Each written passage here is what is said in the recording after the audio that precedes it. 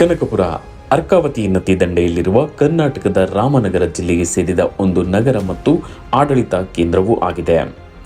ಇದು ದೇಶದಲ್ಲಿಯೇ ಅತಿ ಹೆಚ್ಚು ರೇಷ್ಮೆ ಉತ್ಪಾದಿಸುವ ತಾಲೂಕು ರೇಷ್ಮೆ ಕಣಿವೆ ಎಂದೇ ಖ್ಯಾತಿ ಪಡೆದಿದೆ.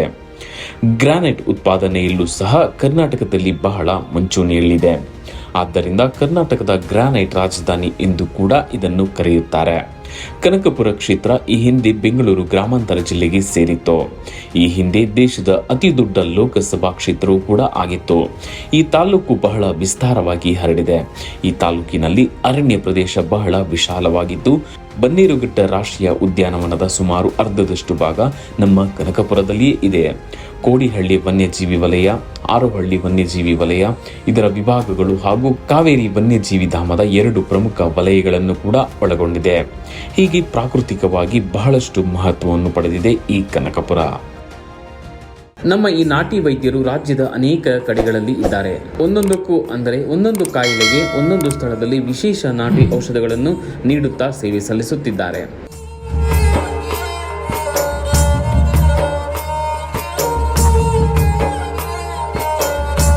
ಹಳ್ಳಿಗಳಲ್ಲಿ ಕೆಲವೊಮ್ಮೆ ಸರಿಯಾದ ಆಸ್ಪತ್ರೆಗಳು ಮತ್ತು ಚಿಕಿತ್ಸೆಗಳು ಸಿಗದೇ ಇದ್ದಾಗ ಇಲ್ಲಿನ ಹಳ್ಳಿ ಜನ ನಾಟಿ ವೈದ್ಯರನ್ನೇ ಸಂಪರ್ಕಿಸುತ್ತಾರೆ. ಕೆಲವೊಮ್ಮೆ ಆಸ್ಪತ್ರೆಗಳನ್ನೆಲ್ಲ ಅಲೆದಾಡಿ ಕೊನೆಗೆ ಇಲ್ಲಿ ನಾಟಿ ವೈದ್ಯರ ಬಳಿಗೆ ಬರುತ್ತಾರೆ. ಕೊನೆಯ ಹಂತದಲ್ಲಿ ಬಂದಂತಹ ರೋಗಿಗಳನ್ನು ಈ ನಾಟಿ ವೈದ್ಯರು ರಕ್ಷಿಸಿರುವಂತಹ ಅನೇಕರನ್ನು ಇಂದಿಗೂ ಸಹ ನಾವು ನೋಡಬಹುದು. ಹೀಗೆ ಕನಕಪುರ ತಾಲೂಕಿನಲ್ಲಿ ಒಬ್ಬರು ಖ್ಯಾತ ನಾಟಿ ವೈದ್ಯರು ಇದ್ದಾರೆ. ಇವರು ಮೂಲತಃ ಕೃಷಿಕರಾಗಿದ್ದರೂ ಪಾರಂಪರಿಕ ವೈದ್ಯ ಚಿಕಿತ್ಸೆಯನ್ನು ಮುಂದುವರಿಸಿಕೊಂಡು ಬಂದಿದ್ದಾರೆ. ನಾಟಿ ಔಷಧಗಳನ್ನು ಕೊಡುವುದರಲ್ಲಿ ಕನಕಪುರದ ಸುತ್ತಮುತ್ತಲ ಹಳ್ಳಿಗಳಲ್ಲಿ ಬಹಳ ಖ್ಯಾತಿಯನ್ನು ಕೂಡ ಹೊಂದಿದ್ದಾರೆ. ಈ ನಾಟಿ ವೈದ್ಯರು ಜಾಂಡೀಸ್, ಯಾವುದೇ ತರಹದ ಚರ್ಮ ಕಾಯಿಲೆ, ಸಂಧಿವಾತ ಹಾಗೂ ಮೂಳೆ ಸಂಬಂಧಿತ ರೋಗಗಳು, ಮೂಳೆ ಮುರಿತ, ಹೊಟ್ಟೆ ಸಂಬಂಧಿತ ಕಾಯಿಲೆಗಳು ಅಂದರೆ ಹೊಟ್ಟೆ ಉರಿ, ಹೊಟ್ಟೆಯೂತ, ಹೊಟ್ಟೆಯುಬ್ಬರ, ಸಕ್ಕರೆ ಕಾಯಿಲೆ, ಅಧಿಕ ರಕ್ತದೊತ್ತಡ ಸೇರಿದಂತೆ ಇನ್ನು ಅನೇಕ ಸಣ್ಣ ಪುಟ್ಟ ಕಾಯಿಲೆಗಳಿಗೆ ಚಿಕಿತ್ಸೆ ನೀಡುತ್ತಾರಂತೆ. ಇವರು ತಮ್ಮ ಮನೆಯ ಸುತ್ತಮುತ್ತ ಅನೇಕ ಔಷಧ ಗಿಡಮೂಲಿಕೆಗಳನ್ನು ಬೆಳೆಸುತ್ತಿದ್ದಾರೆ. ಇಲ್ಲಿಗೆ ಚಿಕಿತ್ಸೆಗೆಂದು ಬರುವವರಿಗೆ ಇಲ್ಲಿನ ಗಿಡಮೂಲಿಕೆಗಳಿಂದಲೇ ಔಷಧಗಳನ್ನು ತಯಾರಿಸಿ ಕೊಡುತ್ತಾರಂತೆ. ಇದೇ ರೀತಿ ವಿಶೇಷ ನೋವಿನ ಎಣ್ಣೆಯನ್ನು ಕೂಡ ತಯಾರಿಸುತ್ತಾರಂತೆ.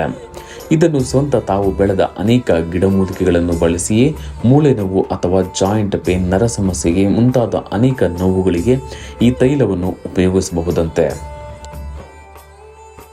ಇನ್ನು ಕನಕಪುರದ ಸುತ್ತಮುತ್ತಲ ಹಳ್ಳಿಗಳಿಂದ ಇವರ ಬಳಿಗೆ ಚಿಕಿತ್ಸೆ ಪಡೆಯಲು ಅನೇಕರು ಬರುತ್ತಾರೆ. ಹಾಗೆ ಇಲ್ಲಿಗೆ ಬಂದವರು ಗುಣಮುಖ ಕೂಡ ಹೊಂದಿದ್ದಾರಂತೆ. ಈ ನಾಟಿ ವೈದ್ಯರು ಕನಕಪುರದ ಕಸಬಾ ಹೋಬಳಿಯ ಸುತ್ತಮುತ್ತ ಹಳ್ಳಿಗಳ ಜನರಿಗೆ ಹೀಗೆ ಅನೇಕ ವರ್ಷಗಳಿಂದ ತಮ್ಮ ನಾಟಿ ಚಿಕಿತ್ಸೆ ಮೂಲಕ ಸೇವೆಯನ್ನು ಸಲ್ಲಿಸುತ್ತಿದ್ದಾರಂತೆ. ಇಂತಹ ನಾಟಿ ವೈದ್ಯರನ್ನು ನಮ್ಮ ಆಯುಷ್ ಟಿವಿ ತಂಡ ಹುಡುಕಿಕೊಂಡು ರಾಮನಗರದ ಕಡೆಗೆ ಹೊರಟಿತ್ತು.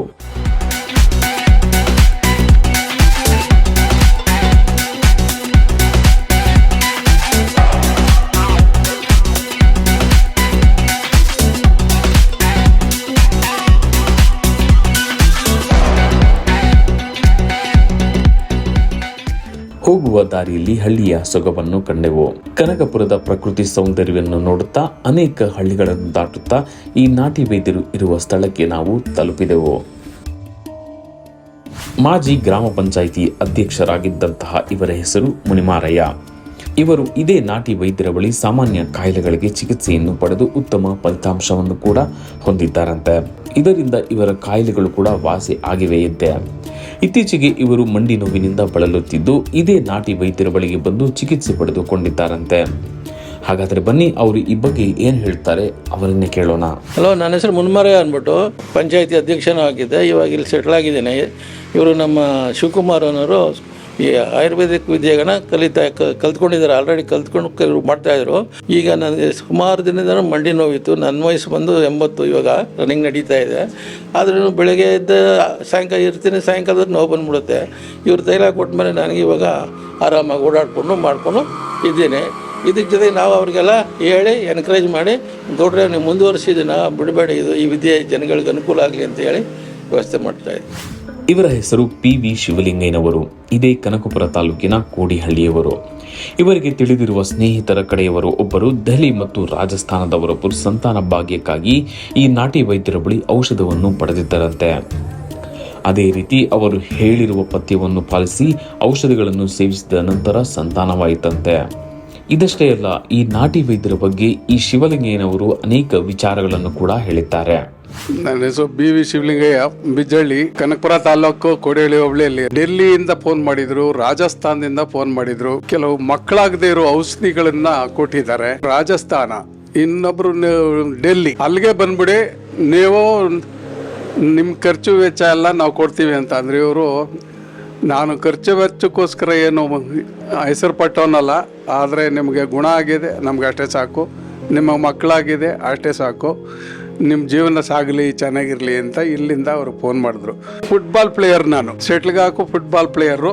ಆಗ ಶೆಟ್ಲ್ಗೆ ಆಡುವಾಗ ಸ್ವಲ್ಪ ಕಾಲು ಜರುಗ್ತು, ಇದು ಕೀಲು ನಡೆಯೋಕ್ಕಾಗಲಿಲ್ಲ. ಇವ್ರ ಹತ್ರ ಹೋದ್ರೆ ಒಂದು ಅಷ್ಟುದ್ದ ಗುಳಿ ತೋಡ್ಬಿಟ್ಟು ಸುಮ್ಮನೆ ಹಿಂಗೆ ಎತ್ತಿದ್ರು, ಕುತ್ಕೊಂಡ್ಬಿಡ್ತು. ಈಗ ಚೆನ್ನಾಗಿ ನಡೀತಾ ಇದ್ದೀನಿ ನಾನು. ನಿಂದನೆಯಿಂದ ಇವರು ಹಿಂದೋಗ್ಬಿಟ್ಟಿದ್ರು. ಬೇಡ ಗೌಡ್ರೆ, ಗುರು ಕೊಟ್ಟಂಥ ವಿದ್ಯೆನ 4-6 ಜನಕ್ಕೆ ಬಿಟ್ಟೋಗ್ರಿ, ಆದರೆ ಅದನ್ನು ನಾವು ಫೇಲ್ ಮಾಡಬೇಡಿ ಅಂತ ನಾನು ಅವ್ರಿಗೆ ಸಪೋರ್ಟ್ ಕೊಟ್ಟೆ. ನಮಗೆ ಈಗ ವಿಶ್ವಾಸ ನಡೀತಾ ಇದೆ. ಅಲೋಪತಿ ಔಷಧಿಗಿಂತಲೂ ಇದು ನಿಧಾನ ಆದ್ರೂ ಗುಣ ಆಗ್ತದೆ. ಇದೊಂದು ವಿಚಾರದಲ್ಲಿ ನಾವು ಮೆಚ್ಚುಗೆನೆ. ಆದ್ದರಿಂದ ಇಂಥವರು ಅಪರೂಪ, ಕಾಸೆ ಪಡೋದಿಲ್ಲ.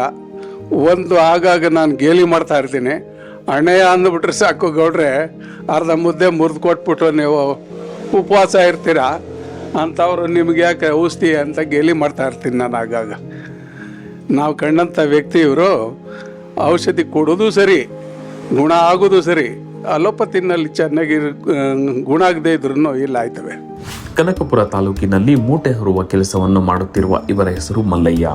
ಒಂದೊಮ್ಮೆ ಕೆಲಸ ಮಾಡುತ್ತಿದ್ದ ಇವರಿಗೆ ಇದ್ದಕ್ಕಿದ್ದಂತೆ ಮೈಪೂರ್ತಿ ಕಜ್ಜಿ ರೀತಿಯಲ್ಲಿ ತುರಿಕೆ ನವೆ ಹಬ್ಬಿತ್ತಂತೆ. ಏನೇ ಮಾಡಿದರೂ ಸಹ ಕಡಿಮೆ ಆಗಲಿಲ್ಲವಂತೆ. ಇದನ್ನು ನೋಡಿದ ಅಲ್ಲೇ ಕೆಲಸ ಮಾಡುತ್ತಿದ್ದವರು ಅಸಹ್ಯ ಪಟ್ಟುಕೊಂಡರಂತೆ. ಹತ್ತಿರಕ್ಕೆ ಬರಲು ಸಹ ಇವರು ಹೆದರಿದರಂತೆ.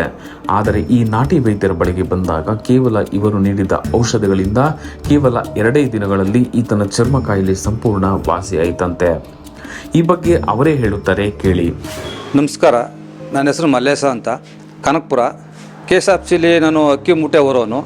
ಅಂದರೆ ನನಗೊಂಥರ ಮೈ ತುರ್ಕೆ ಥರ, ಕಜ್ಜಿ ಥರ ಒಂಥರ ಒಂದು ಗುಳ್ಳೆ ಆಗಿತ್ತು. ಅದು ಕೆಡ್ತಾಗಿಂದ ಸ್ವಲ್ಪ ಆಗಲೇ ಮೈ ತುಂಬ ಅಂಡ್ಬಿಡ್ತು ನನಗೆ. ಸುಮಾರು ಹಾಸ್ಪಿಟ್ಲಿಗೆಲ್ಲ ಖರ್ಚು ಮಾಡಿದೆ, 30,000 ಗಂಟೆ ಜಾಸ್ತಿ ಖರ್ಚು ಮಾಡಿದ್ದೀನಿ. ಬರೀ ಆಯಿಂಟ್ಮೆಂಟು, ಔಷಧಿ, ಸೋಪು, ಮಾತ್ರೆ ಯಾವುದು ಗುಣ ಆಗಲಿಲ್ಲ ನನಗೆ. ಇವರು ಯಾರೋ ಹೇಳಿದ್ರು ಹಿಂಗೆ ಔಷಧಿ ಕೊಡ್ತಾರೆ ಅಂತ ಹೇಳಿದ್ರು. ನಾನು ಅವಾಗ ಇವ್ರ ಜೊತೆ 5 ವರ್ಷದಿಂದ 4 ವರ್ಷದಿಂದ ಜೊತೆಲಿದ್ದೀನಿ, ನನಗೆ ಗೊತ್ತಿರಲಿಲ್ಲ. ಯಾರೋ ಹೇಳಿದ್ಮೇಲೆ ನನಗೆ ಗೊತ್ತಾಗಿ ಇವ್ರ ಹತ್ರ ಬಂದು ಹೇಳ್ಕೊಂಡೆ ನಾನು, ಇವ್ರು ಈ ಥರ ಆಗೈತೆ ಅಂತಂದೆ. ನೋಡಿದ್ರು, ಒಂದೇ ಒಂದು ಔಷಧಿ ಕೊಟ್ಟರು. 2 ದಿನ ಹಾಕಿದ್ ನಾನು. 2 ದಿನಕ್ಕೆ ಪೂರ್ತಿ ಗುಣ ಆಗಿದೆ. ಅಂದರೆ ಸ್ಟಾರ್ಟಿಂಗು ಗುಣ ಆಗಲ್ಲ, ಅಂದರೆ ಹಂಗೆ ಇರುತ್ತೆ. ಹೋಯ್ತಾ ಹೋಯ್ತಾ ಹೋಯ್ತಾ ಹೋಯ್ತಾ ಕಮ್ಮಿ ಆಗಿ ಪೂರ್ತಿ ಗುಣ ಆಗಿದೆ ನನಗೆ. ಸತ್ಯಗಳು ಹೇಳ್ಬೇಕಂದ್ರೆ ಹೇಳಕ್ಕೆ ಪದನೇ ಸಿಗ್ತಾಯಿಲ್ಲ. ಅಂಥ ಔಷಧಿ ಅಂದರೆ ನಾನು ಎಲ್ಲೂ ನೋಡಲಿಲ್ಲ, ನಾನು ಎಲ್ಲೂ ಕೇಳೂ ಇಲ್ಲ. ಇಷ್ಟು ಬಿಟ್ಟರೆ ನನಗೆ ಗುಣ ಆಗಿ ಆಗ್ತದೆ, ನನ್ನ ಹತ್ರಕ್ಕೆ ಸೇರಿಸ್ತಾ ಇರಲಿಲ್ಲ ನನ್ನ.